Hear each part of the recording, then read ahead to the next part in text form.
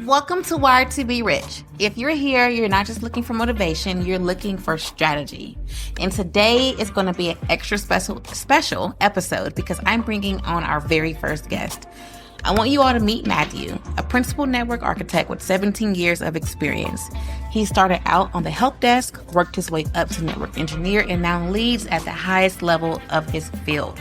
On top of that, he holds the rare and prestigious CCIE certification, something only a small percentage of people in the world ever achieve, I believe, 3%. Matthew represents the long game to six figures.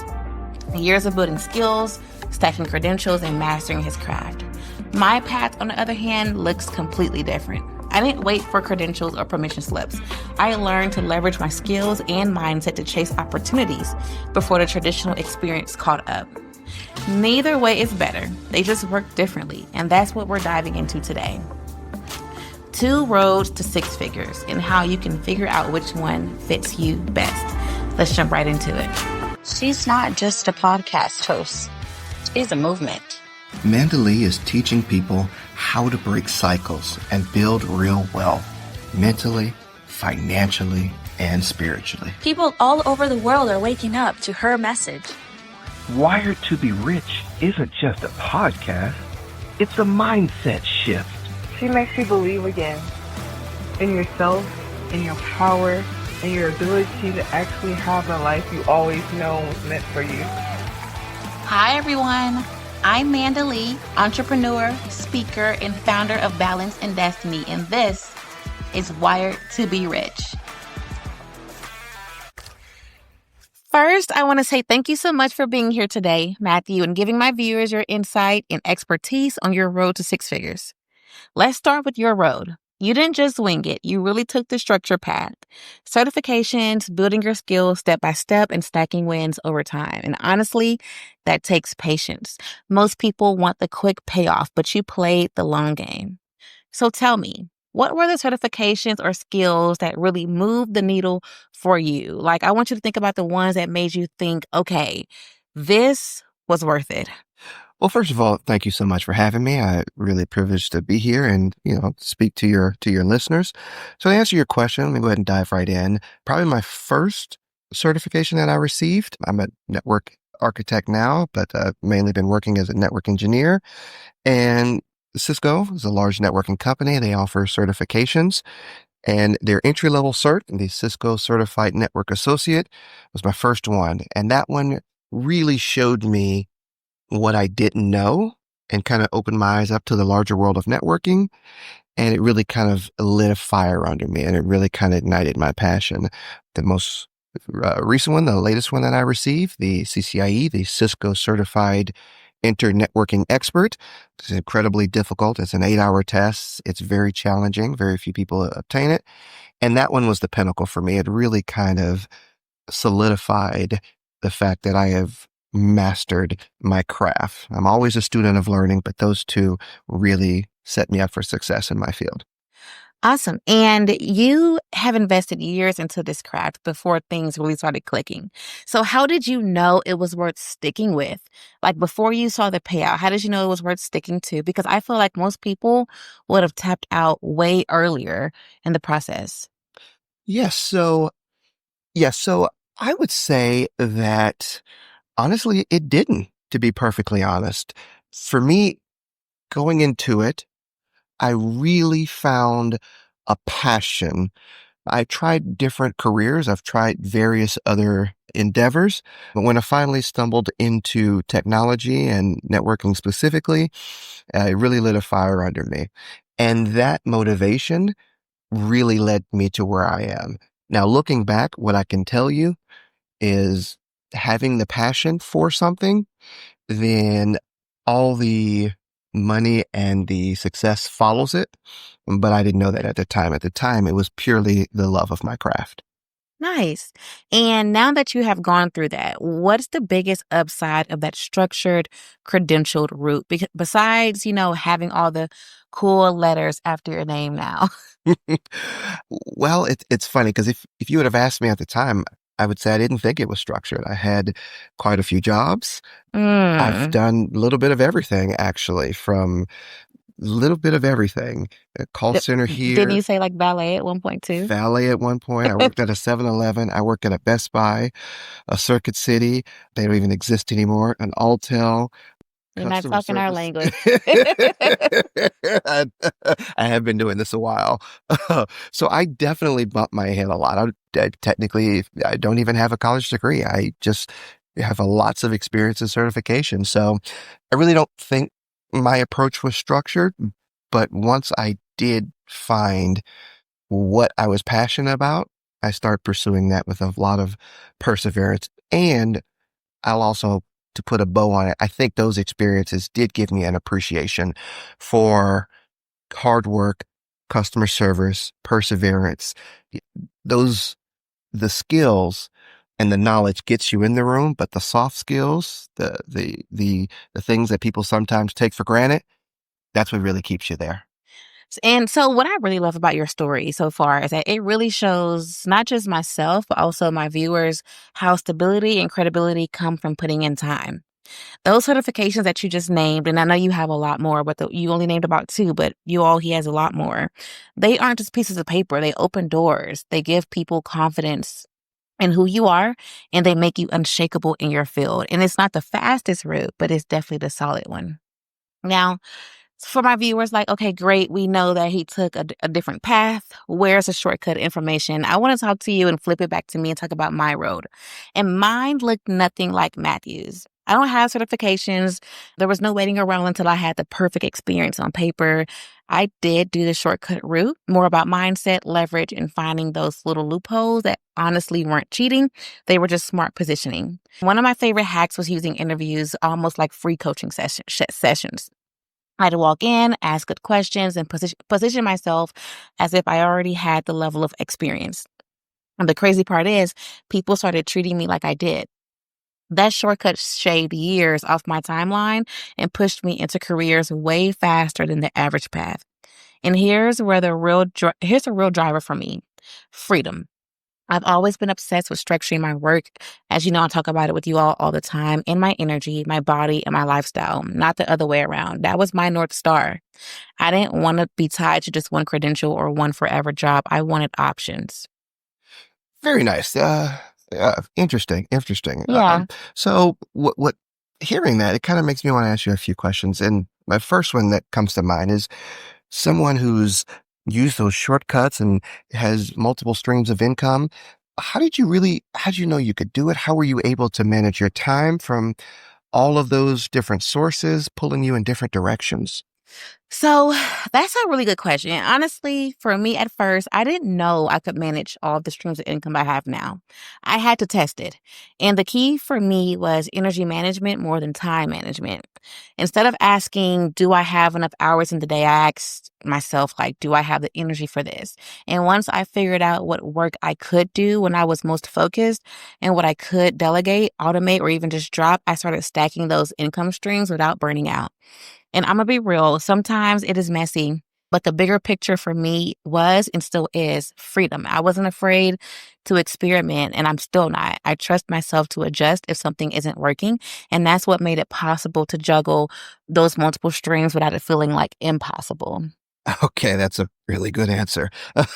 Okay, great. Understood. So you've managed your time, you've got that under your belt. Would you ever specialize your skill set, maybe into one passion, kind of consolidate those streams, focus it like a laser almost? So the thing is, I don't think I'm built for just one. Specializing sounds amazing for people who thrive on depth, but for me, freedom comes from variety. I love having lanes I can switch into depending on my energy, my creativity, or even just the season of life I'm in. Now, that doesn't mean I'm scattered. I think of it like spokes on a wheel, different streams, but all connected to the same hub, which is me. And they all feed into the bigger picture of lifestyle, freedom, and impact. So would I consolidate into just one passion? Probably not, but I do see myself doubling down on a couple that align the most with my values and my lifestyle. And it's less about shrinking the streams and more about strengthening the ones that really fit. That makes sense. It does. It does. And it's kind of funny. So hearing that, strengthening those streams, it kind of sounds like that it is a little bit of a structured I knew you were approach. going to say that. But just in a different way, which is absolutely okay. So my last question to you is, what really is ultimately your end game then? Where are you going? So my end game is financial freedom, like period. I don't want to rely on one paycheck or one company to control my life. And the reason I built multiple streams of income was that so one day those streams replace my need to trade my time for money. The end game is is having enough passive and semi-passive income that my bills are covered and I can choose work because I want to, not because I have to. And that might mean rentals, getting into the rental business, any other businesses, investments, which I also am doing right now. And the goal is the same. It's independence. It's less about chasing one passion forever and more about building income that funds the lifestyle I want long term. Understood. Yeah. Thank you. Thank you. Those were great questions. So again, just to wrap it up for the viewers, my road is about leverage, speed, and freedom. It's not as structured as Matthew's, but it shows you don't always need the traditional ladder to climb high. Sometimes the shortcut works just as well, if not better. Now, I want to do some pros and cons because I know people are listening and they're probably really interested, but we want to weigh both sides because there's different sides to the coin and different people. So let's do a little showdown here. Your path versus mine. The slow and steady climb with certifications versus my shortcut leapfrog loophole path. And let's see which one really wins. So be real, Matthew. If someone tries my path after knowing what you know now instead of yours, what's the actual danger besides not having a wall full of certifications to flex to people that come see you? Well, to me, and again, I haven't tried the shortcut path, so this is just my perspective, but to me, it seems like you wouldn't be specialized. I want to have deep knowledge in my field. I want to be just a mile wide and an inch deep. So for me, it seems, one, not specializing, and then two, not being able to move up. One of the benefits of really mastering a craft, or I should say really honing down on a particular skill, is your career progression. So I started as a network administrator, then network engineer, senior network engineer, network engineering manager, and now network architect. So just from my vantage point, that would be my perception. And a network architect is a really high position in your industry, right? That is correct. Yes. Okay. Nice. Okay. Fair point. But here's the thing. What about waiting years to upskill before asking for higher pay? It really just feels like leaving money on the table. Why would anybody choose patience when they could just move faster? Realistically. Well, so it's a trade-off, as Okay. with everything in life. So yes, maybe by sacrificing a little bit of time, upskilling, dedicating lots of energy into search or whatever industry you're in that you need to become proficient in, whatever paper that looks like, you're sacrificing that short-term, right now pain for the long-term gain. So okay. On a progression, I'm steadily moving upward. The time and sacrifice that I've made years ago are paying dividends now. Dividends. We talk about that a lot on this show. You listen. Very good. Maybe a little bit. Okay, so last round. Do you really think that your path is more sustainable than mine? Because from where I'm sitting, I'm being real, my viewers want to know. Stability without speed is kind of boring and nuanced, if you ask me. Well, You're like, no one asked you. but I would say that's okay. Anything worth building is a little boring in the beginning. There's an initial hump that you get over in any endeavor. People who learn to play music for the first time are absolutely horrible in the beginning. Learning a new language, if you've ever done that, it's horrible in the beginning. Any new skill is boring. But once you get over that hump and you start to enjoy it, you start to invest, that daily grind, I believe, pays out over the long term. So Okay. it might seem that way in the beginning, but I'd say stick with it. Okay.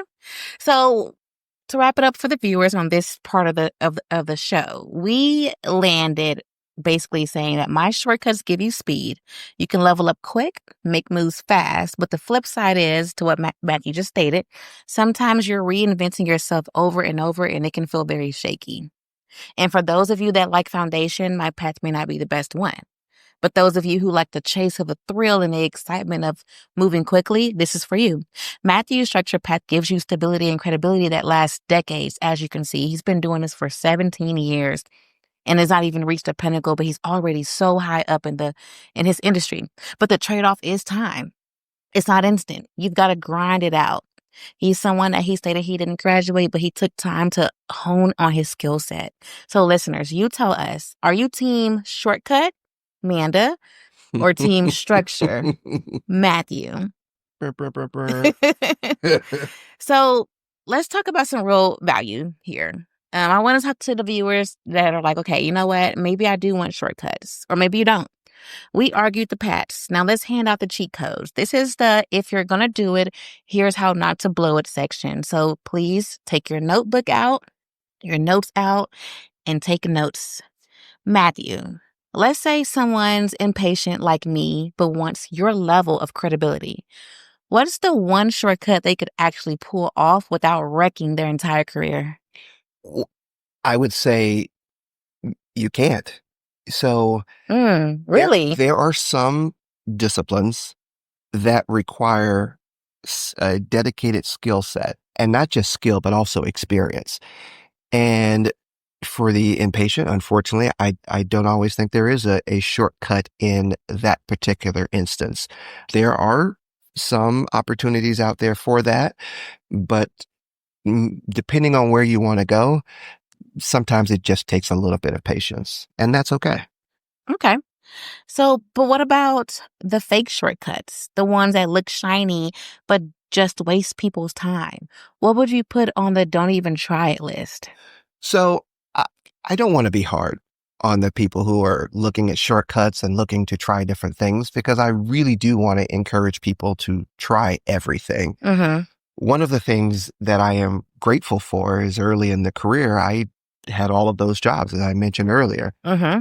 I know what I like now because I did a lot of things that I know I didn't like. And that helped me find my passion today. And I don't think enough people take the time to really, truly discover either what's your passion. And you don't necessarily have to have passion, but you do need to know what you're really good at. Right. Yeah, I agree. And if you can find one of those two things, hopefully both, then I think you're in a really, really good position. So try all the shortcuts. Try everything. Try everything. Try everything. Especially, like you said, the younger you are, Yes. do it all. Absolutely. So, okay. So I want to jump in real quick. And, here's my fast track playbook for anyone who may not want the certifications. You're like, everything Matthew is saying sounds wonderful, but I need to move quickly. One of my first fast track playbook cheat codes is going to be mindset hacking. This is something I discuss with y'all every Tuesday on my episodes in some capacity. Stop asking for permission because you don't need it. The next is going to be hacking your position. Talk about what you've done like it already belongs in the next level role. Interview hack. Treat it like a collaboration, not an interrogation. For those of you that has booked with me on my career and what strategy firm, Balance and Destiny, this is something I talk to y'all about all the time. An interview is a collaboration. Confidence hacking. I want y'all to sell the overlap, not the gaps. Don't fidget and fixate on what you don't know. Oversell yourself. You are the brand, right? So there you have it, basically. Matthew's golden rules if you want structure, my cheat codes if you want shortcuts. The only thing worse than picking the wrong path, to Matthew's point, is not picking at all, right? Do everything and decide which one are you going to play. Now, let's get real for a second because, Matthew, we have joked a lot about ladders and shortcuts, but your climb wasn't just about exams and certifications. You had to deal with some stuff that I will never fully understand in your position, like, being a Black man in the corporate world.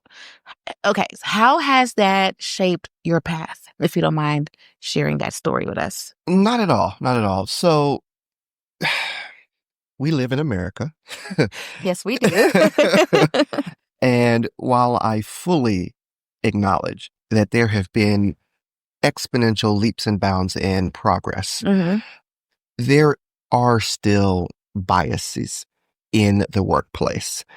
And what that has meant for me, especially as a Black man in corporate America, is that sometimes I usually have to be better than my peers. Yeah. So to date, I think I have like 10 different certs amongst 3 or maybe 4 different companies, right? Cisco, Wow. Palo Alto, Red Hat, and CompTIA. So that has shaped me because I constantly push myself to be better and better and better. And it also means that I have to navigate my emotions a little bit differently because I don't want to be perceived a certain way. Oh, that's a good one. Yeah. So at the same time, I don't want to be insensitive to other different ethnicities here. They have their own struggles too. The workplace is becoming more and more diverse, so everyone is having to navigate the space differently. But for me, that's kind of been my path, but I don't see it as a burden because one, people who came before me had a lot worse than I did, so it's not really fair for me to complain. What do you mean by that? Like ancestors or? Well, Black Americans before me, and not just Black people. They're all different types of races have had it difficult, especially minorities. In some capacity. In some capacity. Yeah. Okay. But by showing up every day with a smile as my best self, you change perceptions of people. You change inherent biases, most of which I'll truly say are systemic and really not necessarily one individual. So I don't put it on any one person, but you have to show up every day and do the work. I'm glad that you said that it's not a burden to you because I was going to ask that. I was going to be like, basically what we call that, and you are of my generation, but you're on the little older end, but we call that code switching. And I was going to ask you, like, is it exhausting code switching? So when you touched on how it's not a burden, that's really good. I feel like for me to hear, because it's not like, basically you're saying knowing who you are in this world of like corporate America, it's just really important. You have to know how to be able to navigate through it. True. And code switching is a little bit of it too. But again, I'm working with different people. It's a Fortune 500 company, so it's very diverse. So I also recognize that even to some degree, everyone's code switching a little bit because we all have to interact. There are people of Indian descent. Our cultures are completely different. Correct. There are Caucasians. There's just all different types of races. I feel sometimes the minorities do have a little bit more code switching that we have to do, but everyone has to do it a little bit so we all can work together. And at the end of the day, we're all trying to provide for our families. So we're all trying to just make a better life. So nice. I keep that in mind.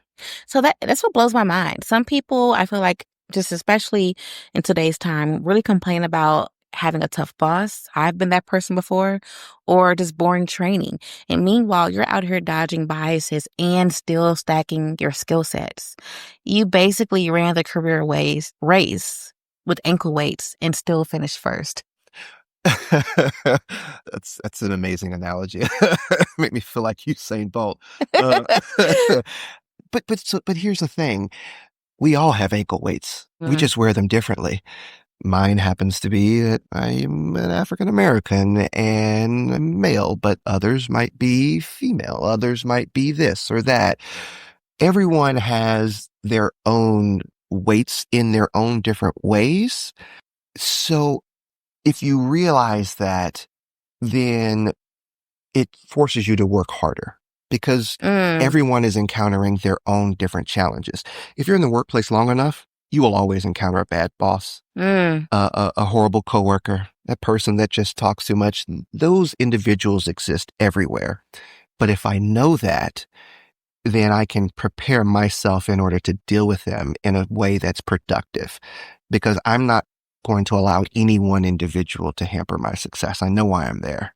That's honestly very insightful, and it's also very difficult because I had a situation to where I had a really unruly boss, and she just made my time at that company a living hell. But I am working on that. And if I had your patience, I would probably be CEO of Google by now. But I don't have that right now. So I am here hacking the system instead. Hack away. What I love, though, is your story shows there's no one way to win. Some people are going to deal with disadvantages, biases, and detours. But the fact that you built stability and credibility despite all of that is huge. And honestly, that's why this conversation works. You took the structured road. And you don't feel it is structured, but it's a little bit more structured than mine. And proved it can't box you in. I took the scrappy road and proved you don't always have to wait. Different lanes, but same outcome, which is freedom. Okay. Thank you so much for being here today. I think we better wrap it up before Matthew convinces me to sit for some 400-hour certification exam. You would be so lucky. Yeah. I'm going to stick to my shortcuts, but seriously, Matthew, this was fire. If people want to connect with you, learn more, or just argue about certifications versus shortcuts, where can they find you? The best place is probably on LinkedIn. So my LinkedIn handle is Jonathan Rachel. So that's JonathanRachal. So I'm happy to share some career tips, some certifications, just, help people out any way I can. Nice. Well, y'all heard him. Go connect. Tell him if you're a team structure or team shortcut. And for everybody listening, if you enjoyed this conversation, do me a quick favor. Drop a review, hit that 5 stars, and share this with one friend who's figuring out their own money path. That's how we keep this community growing. Thanks for tuning in to this episode of Wired to Be Rich. If you've got feedback or questions, you can hit me at info@balancedestiny.com, and all of this information will be in the show notes below. Until next time, stay wired to be rich. Bye.